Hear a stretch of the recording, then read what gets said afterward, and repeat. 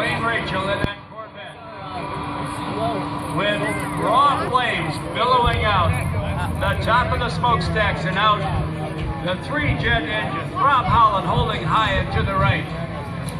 We are going to have another race. Now, there's going to be another factor involved, and it's going to be very exciting. On the other side of our runway, we still have a supply of gasoline and dynamite.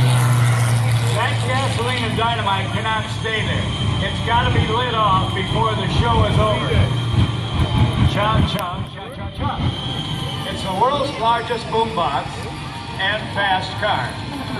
Chris Darnell loves music. All right, Chris Darnell in the Shockwave jet truck. Raw flames coming out the side stack. Not one, not two, but 3 jet engines. Pratt & Whitney jet engines, totally powering the Navy G2 Buckeye. Do you see that raw flame coming out the 3 jet engines?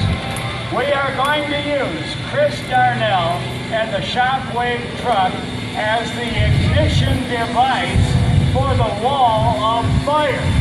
So get your eyes and your cameras ready.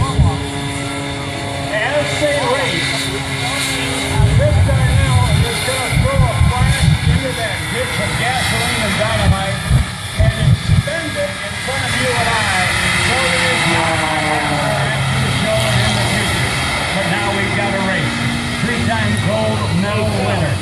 International competition 4-minute freestyle. Rob Holland. Brought to you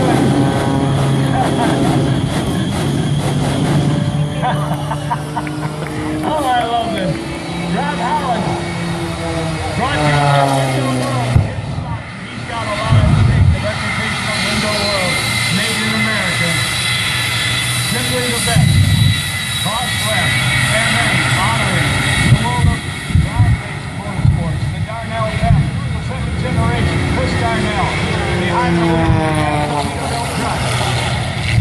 Joining us today.